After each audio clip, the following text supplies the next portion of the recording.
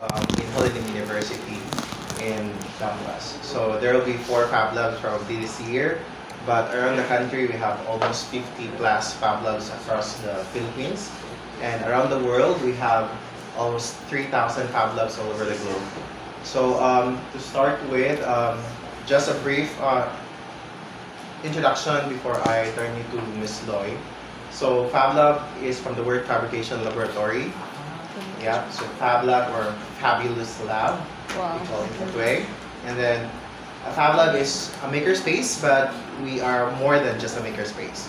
So basically, when you enter the space, there's a lot of equipment. Nakita niyo, no? So there are a few equipments. We have three type of manufacturing process here. We have additive, we have subtractive, and we have formative. But in here, we focus on subtractive and additive manufacturing. When we say subtractive, it talks about, for example, laser cutting, CNC routing, milling, digital embroidery with vinyl cutter, and all of that. While additive manufacturing focus on 3D printing, scanning, and molding. While we also have formative, which is vacuum forming. But all of those are just machines and equipments. Without the minds or the ideas that you have, then you cannot, there will be no good product, after you finish your work out with your creative minds and innovative juices. So just to be clear, Fab Lab is not a printing shop. It's a space where everyone can access. So means by everyone, it's either out of school youth, students, faculties, MSMEs, entrepreneurs, startups. Everyone can access the space because this is like an open space for the public. So it means that just imagine in a few years from now, after you finish your universities, or the college or whatever, then you can always come back to have your prototyping here, product development, research, innovations, or anything that you wish to build. So or something, it could be like for everyone. So just remember that again, when you come inside the space, it's a space where you do it by yourself. It means that you will not ask anybody to build your project. So, nagsulod na dire, you will ask somebody, how could I build this by myself?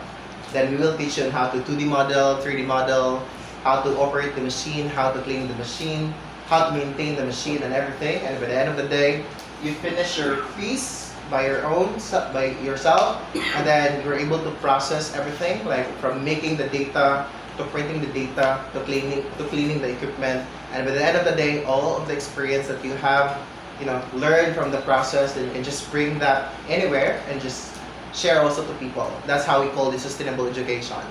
Okay, if ever mo ask mo na ko like, sir, pwede ka mo ni the tendency is that only me knows how to do it, and you don't. And then that's the problem here. So the thing is, where you are in Fab Lab, you are willing to learn from all the process and let yourself experience the way how to do it. And then by the end of the day, you have the skill, you can always come back, you can bring them anywhere, you can share. And as I mentioned a while ago, there are like thousands of Fab Labs across the globe. So you can bring the skills. When you go to Cebu, you can use it. When you go to Manila, you can go abroad or wherever. Then you can always use the 21st century skills of digital fabrication. So again, I will not hold you for long. What will happen this morning is that there will be a presentation of the best practices that we do. Our in-house designer, Ms. Loren, will be sharing to you the things that we do inside the space. And then later on, Mr. Lindbergh will show you around what are the equipments that we have and the sample projects that we do inside the space. And then again, if you have questions, you can always ask questions. And then by the end of this conversation, I will be choosing, maybe I have some gifts there, like made in Fab Lab. So you should listen, and then I'll ask you questions later on, and then whoever can answer the question will receive something from us. All right, so I think. Okay, so let's give a hand to Ms. Loy, our in-house designer. Hello everyone, good morning. Good morning. Once again, welcome to Baisu and welcome to Fab Lab of Philippines. So I think na-introduce na Mr. Jerome kasi he is our public director. So before we dive into, let me ask you a question. Kinsa nakadong sa Fab Lab or kinsa familiar sa Fab Lab? No, I think first time maatala, no? So, familiar mo sa movie nga, Three Idiots, katong Indian movie, katong hilig silang mag-invento. So, kanang mag-invento, mag-disassemble ang gamit, mag-imong ang project. So, mo to exactly ang vibe sa Fab Lab. So, it is a space where you can play, create, invent, and learn just like in the movie. So Fab Lab is a digital fabrication laboratory. So it's really a space or a place for innovation. So it gives you access to different tools that we have, like gikan sa simple na prototype to a real project. So the concept was started in the Massachusetts Institute of Technology, or the MIT, through the Center of Bits of Atoms. And they grow a global community of learning for around 3,000 digital fabrication laboratory for over 120 countries around the world. And luckily, Bohol is probably part of that global family. So about the Fab Lab Bohol, Philippines. So this is the first Fab Lab in the Philippines, inaugurated last May 2014. And Fab Lab Bohol is a consortium grant for local empowerment. So we are collaborated with 4 different government agencies, or not all government. First, we have the Department of Trade and Industry, or DTI. And then also have JICA, Japan International Cooperating Agency, the DOST, or Department of Science, Technology, and of course, Bohol and State University. So, what you are seeing now is the interior of the lab. So, as you can notice, we use the bright yellow. So, these are chosen to create more inviting space para ang atmosphere bitaw nga, di mo maka-feel nga intimidated mo, para stay mo longer to explore your ideas of creating something or inventing, like, di mo kani, di on the space, kaya bitaw mo, mudaw mo diri, di mo umaw. So, wala ang gusto mo vibe, wala ang colors, bitaw mo yan.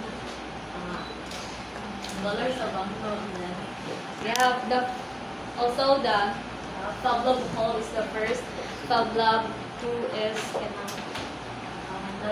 organized and Fab Lab ASEAN network, or Taiwan. So this is the Philippines. This is a gathering of makers and innovators across the Asia. So it was the first hosted in the Philippines, diripad sa Bohol, and bringing international collaboration right to our island. So we also have Discover Makers. Ang event highlight ani kay organized of programs that showcase innovation of Fab Lab makers, addressing community needs and driving local impact. So build an innovation ecosystem, strengthen collaboration between makers and SMEs and industry partners. So kani nga event kay sa Philippines and then ani kay magtapok ang mga makers sa Philippines. So ay murag talks, maka-learn ang practices from different makers in the Philippines. And then,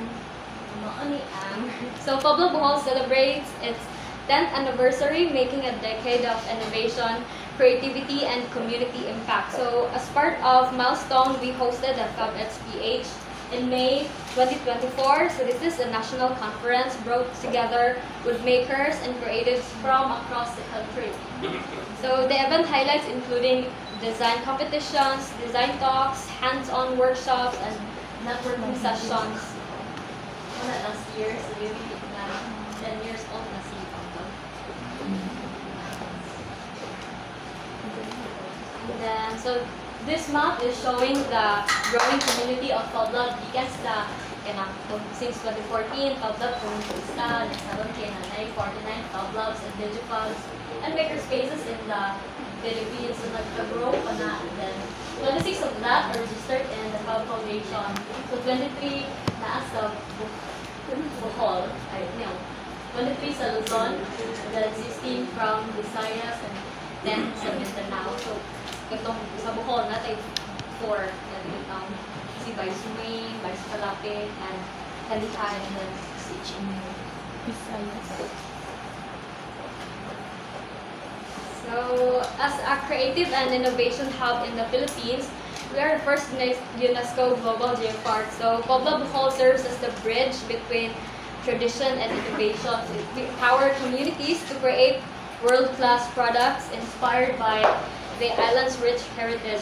So, in a while, we'll be introducing to you some of these projects on how we can bring ideas to real life and are inspired from our local culture. These are the four services of Pobla. We are a training provider, technology access center, service bureau, and tours. So as a training provider, we offer different workshops and trainings for researchers, innovators, students, enthusiasts, and MSMEs. So it provides mentorship in digital fabrication, design thinking, and product innovation, fostering creativity and equipping participants in future-ready skills. So, since 2014, Pobla Play conducted around 176 workshops and trainings. And then we also have, it was for around 2,671 participants. So these are some of the workshop that we offer in Bohol. So one example is a digital fabrication workshop for the PWDs. So this aligned with the UN SDG 10, so it reduced inequalities. So in this session, participants are they learn to create ng local souvenirs na ang Harsico, gamit ang laser cutter diri, and then to create or to have to promote livelihood na sila yung magpagkitaan ba gamit na so and then another is the workshop for environmental advocates so we teach saan pa o mga solar lights para sa mga off-grid communities and then kung kailan na workshop na for environment and then workshop for material manipulation for livelihood and waste plastic sheets, we turn into something product na pwede mabalik na mag-workshop na for MSMEs and then workshop for kids. So at their young age, we try to introduce fabrication or fabrication goals para maka-idea sila na ipag-lab and then balik sila diri later on and ito na sila or parlahan yung doon. Pwede na himuon yung project dito di ay na. So namin, mag-workshop me for kids like simple ra, embroidery, because and drawing, ito inigulit lang, makadala sila ang t-shirt and naiborda.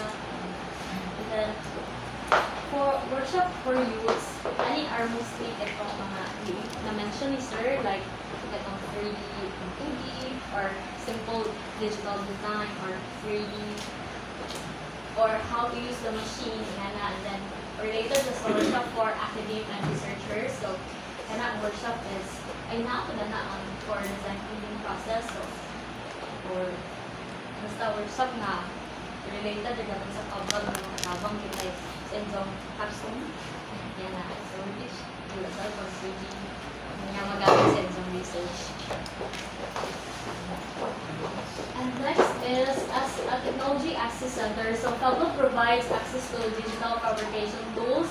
So, as a shared community resource, it enables users and makers to gain practical experience and learn how to operate digital fabrication equipment, promoting skills in design and manufacturing. So as a technology access center, Pobla Bohol offers digital fabrication classes as part of the curriculum for the engineering department here in Baisu. So this helps the students to gain hands-on experience and develop these skills and how they apply in their research project. So usually third-year students ang naay Pobla Plus sa engineering kaya anang time matudloan sila sa pag-operate sa machine para mag-research na sila in the second semester or next year na so kung sila nga dito sa Pobla nila ng mga project or sila idea. And so far around 2,912 students from the College of Engineering and Architecture and Industrial Design have been enrolled in Pablo classes kitong department siya sa Shinpul. And not just that, we also open Pablo Bohol to other researchers and college or even high school from other schools. So far, we've assisted 1,806 students and faculty researchers projects and supported 4,718 students across different programs. Now, questions. Pwede mo ba? Interesting. Just build it up. Or basic. Last services sa PhilLab kay, wait, before we launch, so the first services sa PhilLab. Training provider. And second, Technology Resource Center. and then the fourth, so fourth was the service bureau. So we offer digital equipment that enables MSMEs as service bureau. And next case, service bureau, no? So as the service bureau, we provide or we actively help the MSMEs diri sa Bohol or startup and bakers to turn their ideas to real product. So we also we conducted trainings for MSMEs kay bitang saan kita mag-develop sila o sa ilang bamboo material gusto nila himuon na buong sila himog basket gusto nila himuon jewelry kung mga aron na ay naabitaw variations sa ilang barisa sa ilang lugar from Atikera sila experience. Tumamilog sila, training lang sila saan paggamit ng laser cutting and then they try to design and develop their own new product nga pwede mo ang livelihood. Tapos na po, yun na sa picture kay mga MSMEs or mga women's group na training sa PhilLab saan paggamit ang press machine. Ito itong gigas mga basura na plastic or waste plastic sa mga malls and then di-press. Murag palikaan niya. Kaya Wow, cute! Plastic sheets and after anak kay pwede naman siya ma-turn into something like pwede mo balita ang products. Later on, natin mga project nga nakita na gamit ang kanak ito. And also, anak ka picture, we also able to cater fashion industries here in Bohol. So just last year, we tried to explore if ang kanabitang tela na pwede na laser cut para di mo mag-magka na pwede sa yung gowns or sila fashionable na kuan. Later, after atong workshop, balik sila sa PhilLab then diri na magpaborda sila o custom embroidery sa ilang gown or sa ilang barong. So last service sa PhilLab kay we offer facility tour, so that's what we do right now.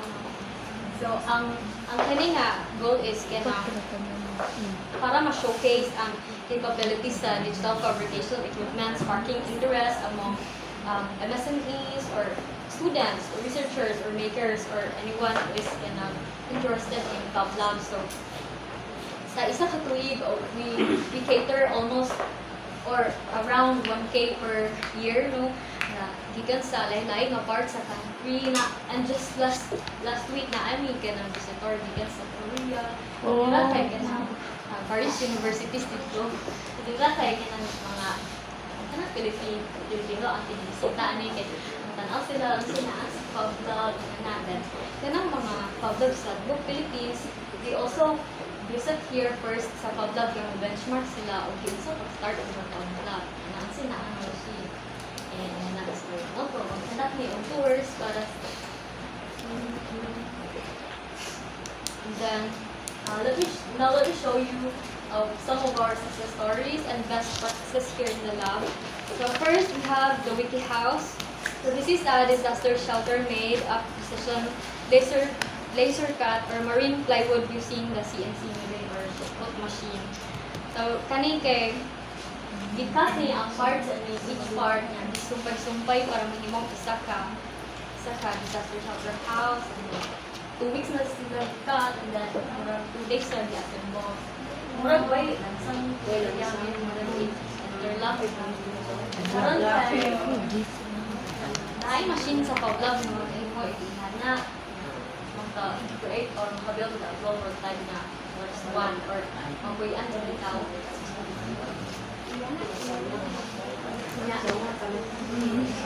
Nagkaroon kayo mga reserve na as daycare centers habang. And then, another is the preservation of culture. Kaya makita dito na ito sa Minas picture. Na sa mga cultural heritage or ito sa mga museum. Or kaya naas sa Nabok River. Nga na, i-assist the MSMPs or itong magkakat nila. Kaya na dito gamit tong machine or push.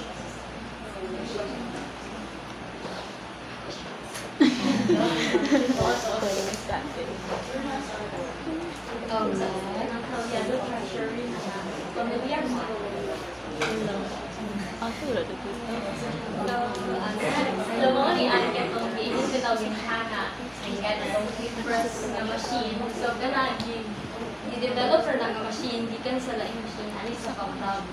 After na, develop na, i-press tong mga plastic na waves, limong plastic sheets, yan ang example sa plastic sheet, limong, at makita natin sa picture, pwede yung bag, pwede yung tata, then, i-workshop sa pang-lab, mga SME, like, women's group ito sila, then, di-train saan pag-operate ang machine, then saan pag-imo tong plastic sheet, saan pag-regulate, then, later on, or later over na nila ang machine, then kalang hinimo na nilang flexible or kabuhayan. Gano'n to, really, and then,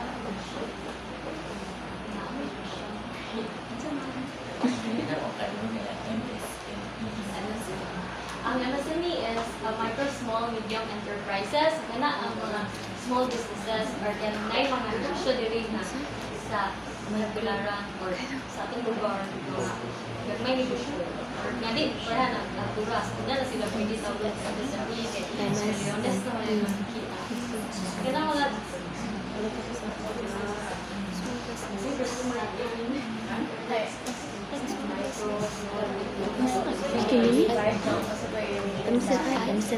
micro, small, medium enterprises. Micro, small, medium enterprises.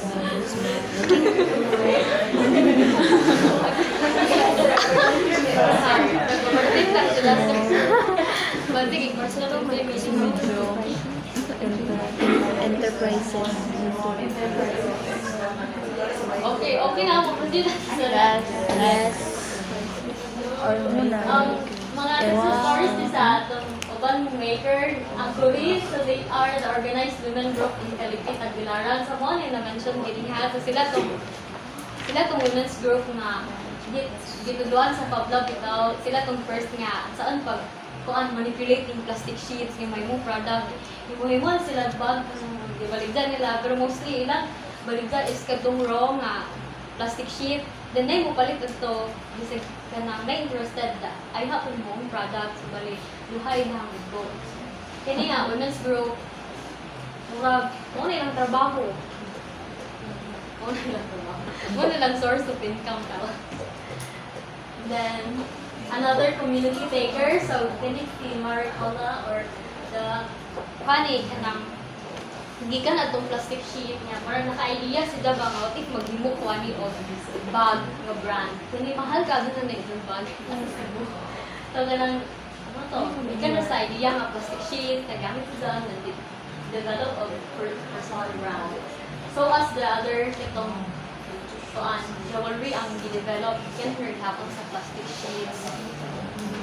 Very inspiring. If na may mga idea nga, ina na, pwede mo business. Or, katapos sa pagla, saan pa.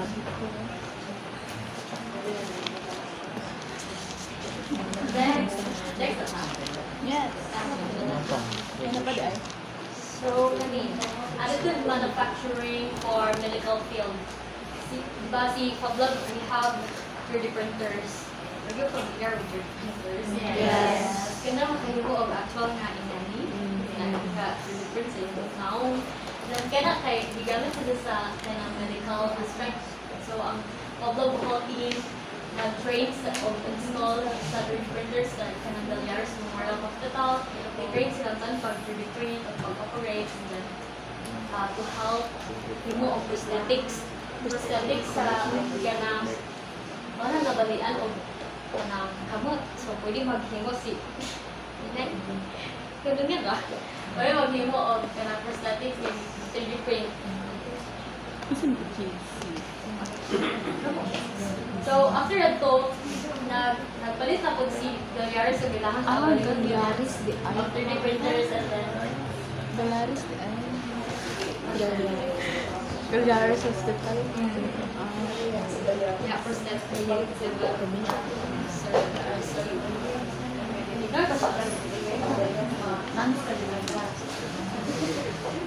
And then last, COVID-19, Pablo Bohol also response.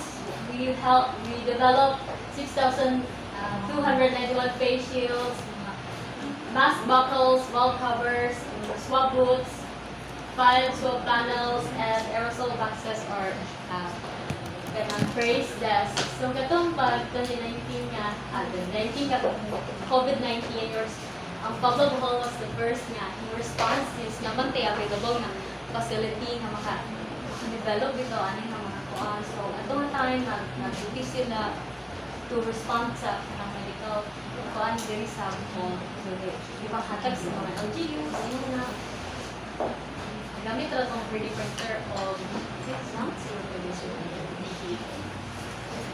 Question. Gamit pag ano. Gamit ako coffee. Another community takers now. So Pablo Bohol aims to build resilient and sustainable community to help mitigate climate change through the use of clean energy technologies, empowering lives and underprivileged of the grid community. So one example is the organization or the Light of Hope Philippines. So keep on solving with the lights of si kani nga organization nag-start kami of develop og kanang nasa hospital sa light na gamit ang water bottles and then kadugayan kay ni-improve karon kay nito na og solar light nga pwede na mag-charge sa cellphone na pwede ato sa itabang sa activity communities. Possible if na ang relationship stay mo and like an idea. So, na so, diri himo sa pa-vlog ang kanang part na 3D printed part ng solar light or solar na box. Light box. So, another success stories kanang si Sir AJ Burma. So, he is just a maker and he's sa pa-vlog. And then, kanang maghimo si Zabaw kanang furniture and sige nagbalik sa pa-vlog. Then kadugayan kay naka-idea sir, what if maghimo og machine out from pa-vlog tools? Hindi ka na sa mga machine na available or tools na available sa pa-vlog. Kadugayan na si Jay, kabalimon unit nga CNC or ito nakahimo bitaw ganiha og buy. Ito na machine ay himo ni sir. Kasi a maker who builds machine with the Pablo tools. And the next case, si Ma'am is a micro-entrepreneur nga nag-appear og workshop sa Pablo before John Publisher. Diligan kay nag-develop sa own business nga mga accessories or kaya bitang I think familiar mo ani na.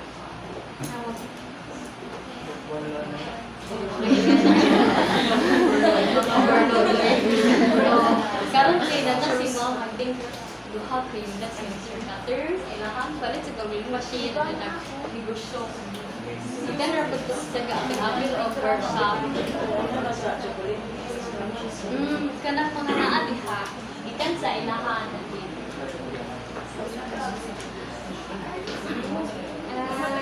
Our maker story, kani sa last Activities number 3, youth empowering student, driving community impact. Kaya nag-develop sila STEM toy for visually impaired student. Nag-grand champion sa Indonesia. Kaya international design competition ito. So, nag-grand champion ang bicycle.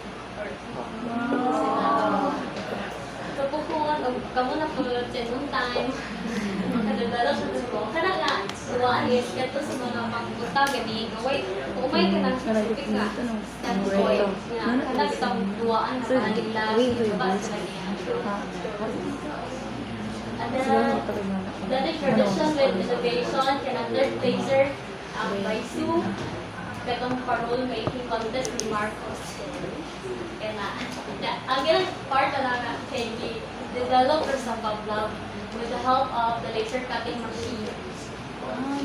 Parts sa kanang parole. Yung question. Matindihan ba na? Yes. So, another makers, mga success stories ng mga makers, Diri. So, outstanding creative research at DYC original contest or exhibit. Mga brand, mga champion or mga design competition nga na i-assist sa Pablab nga diri panglaman ng research.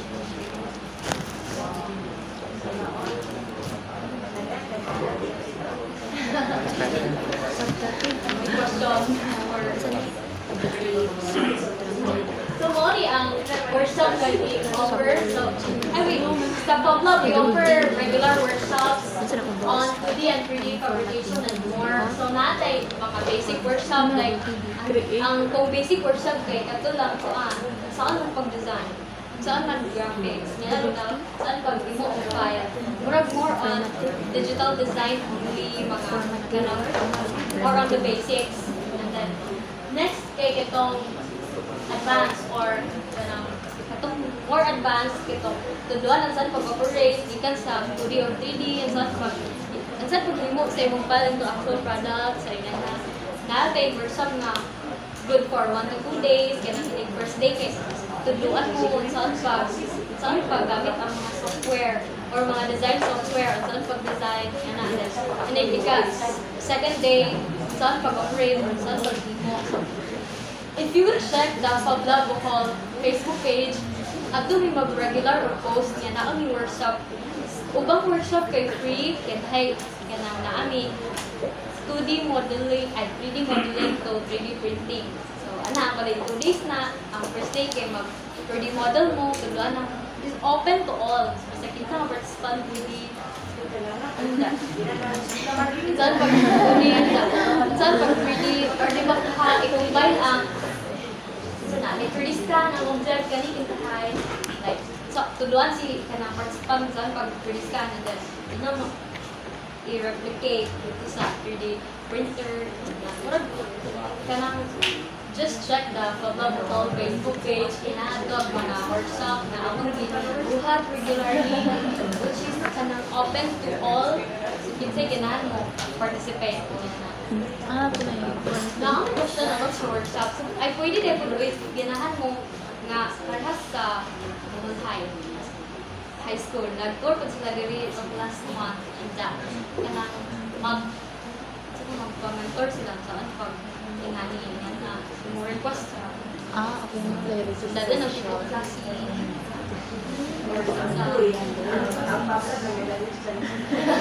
hindi rin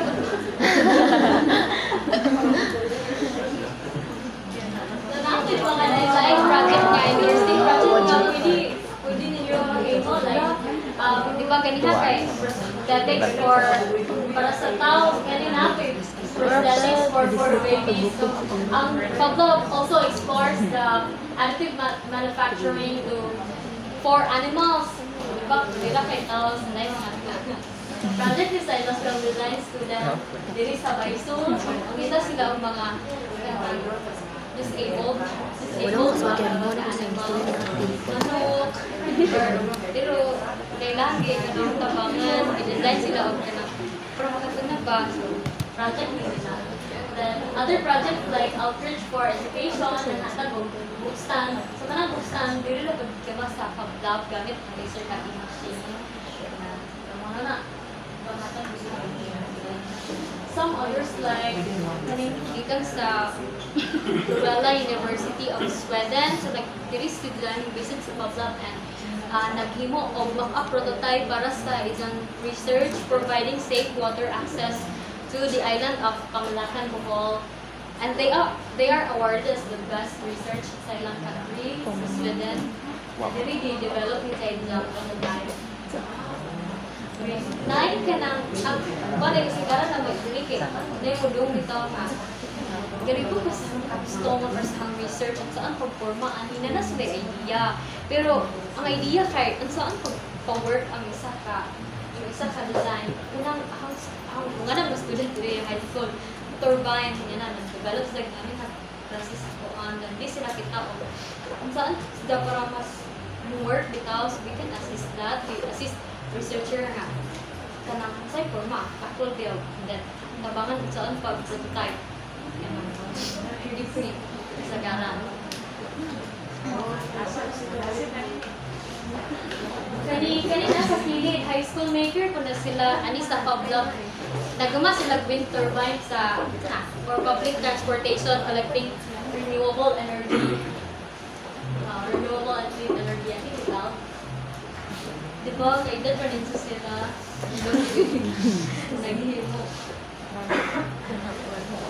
And then, next kay, also Pablo is actively collaborating with makers to develop innovative projects that tackles the environmental challenges to promote sustainability.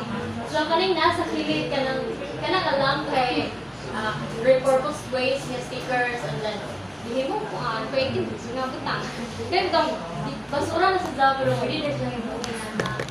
Then, kay kanang crushed glass may himo bitaw sa ika na sa pagpangabay ng bilya kanang ibang ginama palit or na ibalik sa kanang pero mga wine mga wine di ba rin na palit mga waste sige mo sa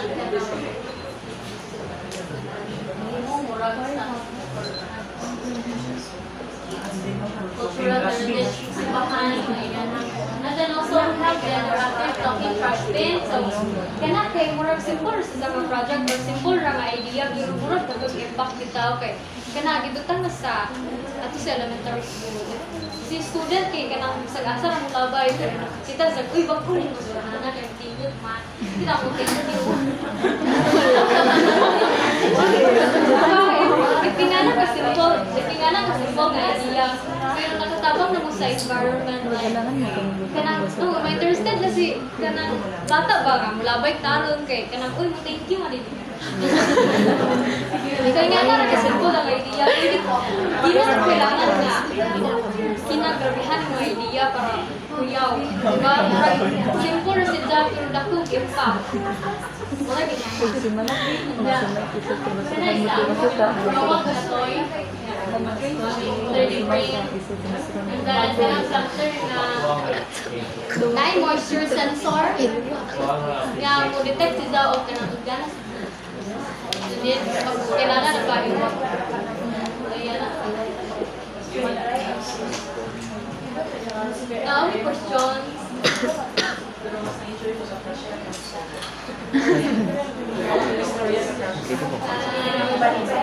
Kani mga inclusively 3D printed nga STEM toy for children with disabilities like deaf and hard hearing.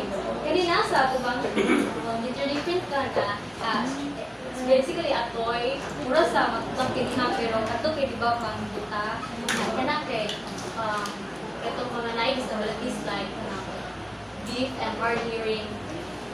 Okay, explain how the toy would want to work pero dili na sa vlog na research na para sa mga kanang bata na disabilities. Then kana sa bigas kay mga productivity enhancement tools. So atong mga industrial design students will try to help with our locals like Hibaw mo sa asin tibo makers dito sa Algor, the Antipera Basket Weavers sa Sierra. Then I said, itong naasa, inabangga nga kanang bamboo weavers. So, dito sila, ilang i-visit kung sa may problema ni kanang magamaay basket niya. Asa mo sila mga part mag-lisod sa silang production. And dito sa Rafia sa Tubigon. So, after that, nag-collect na sila og kanang data dito nga. Ano sila mga part mag-lisod sa ilang production. Sa moto nga, gamit ang 3D printer sa FabLab and with the help of their expertise, so they developed the 3D printed na tools na maka-answer sa ilang para ma-enhance ang ilang productivity. So simple, meron na to. Any questions? Next, okay. These are some highlights of or success stories na numbers. So we have 3,300 approximately na yung mga design na develop, prototypes developed, and then we also help improve products and prototypes for mass production, prototypes being commercialized, and innovation solution that is developed and adapted to address community challenges. So example na innovation, ito bitang indahay si tool nga si mga kamay basket kay di-adapt na ito yung tool na ang dinahan pa rin yung design. So, and then, may mga isa ng projects parihan ng MSME sa ibabaw itong si fashion industry. Balik sa jury, always sa FabLab kay magtatabang sa pag pinag-orda sa isang gustong nga barong. And then, kaya sa Picas kay isang tableya, ganyan sa dagnaay, nakatatak nga brand. So, yung tawagan sa FabLab. Kaya bitang kabantay mga sabon nga. Makita na, ito, name sa sabon, nakaulit, may nanak.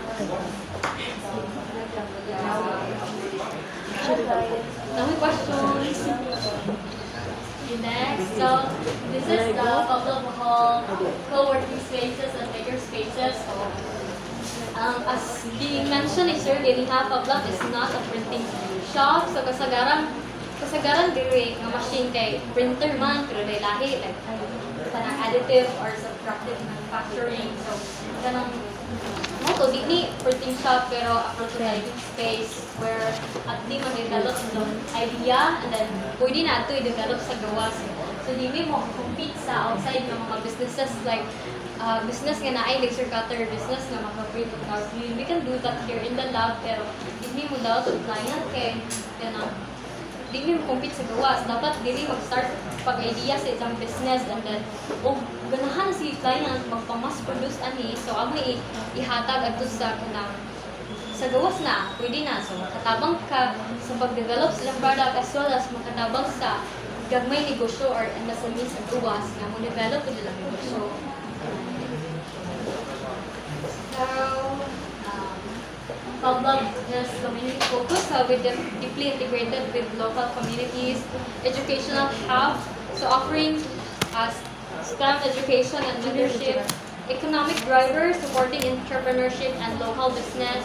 So money ang ginahan, we support entrepreneurship and local business, sustainable and eco-friendly practices, promoting sustainable design, and global network connected with other FabLabs nationwide.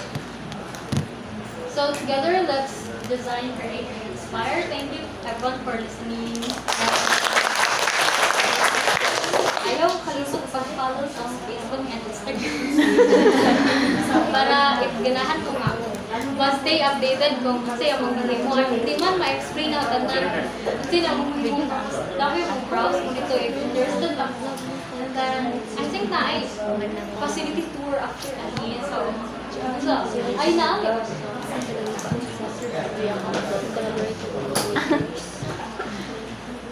nasabtan ra. Yes. Ano pag-post na ba yun? Ay, bukas ka.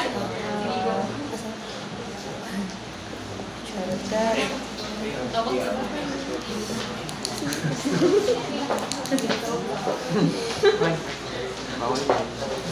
Alright, I'm back. So I have some keychains that you made here since me. Share. Okay, I hope na kadulog mo to. Alright, so again, I hope you learned something from Miss Loy and the things that we do inside the space. So I have a few questions. So let's start with my first question. When was the first Fab Lab in the Philippines established? Alright. May 2024. May 2024. I sorry? Oh, di ay. May 20. what's the date? May 2, 2014.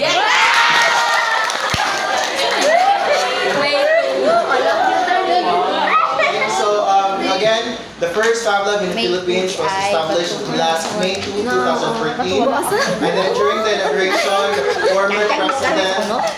former president Aquino was here to launch the first Fab Lab.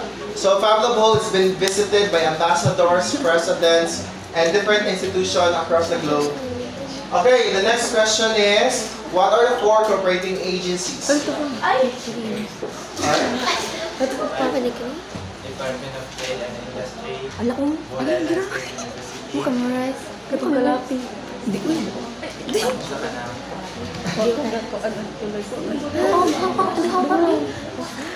Okay? Alright? DTI, Bola University, I have something na Japan.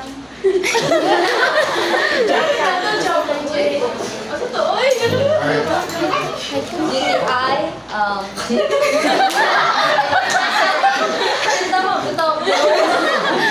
BISO and JICA. And DOS. Alright. So, the first Fab Lab in the Philippines was a consortium brand between 4 government agencies. We have DTI, the Department of Trade and Industry, JICA, the Japan International Cooperating Agency, BISO, Bola University, and the Department of Science and Technology, or DOST. So, alright. What are the 4 services in Fab Lab?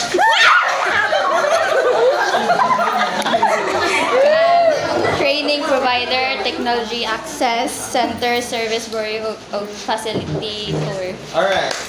Perfect. So, in Fab Lab Hall, we have 4 services. First is a training provider. So, in training provider, we conduct various of trainings, workshop from 2D to 3D. And then any workshops that you wanted, then we can actually have it here inside the space. So, any training you want, then we can do it inside the space. Second is Technology Access Center. As I mentioned a while ago, when you come inside the space, do not expect that somebody will be making your project, but expect that you have access to the technology that we have here. So which means you are allowed to use a 3D printer by yourself. We can teach you how to 2D model, to 3D model, and everything, the entire process. So that's how we call Technology Access Center.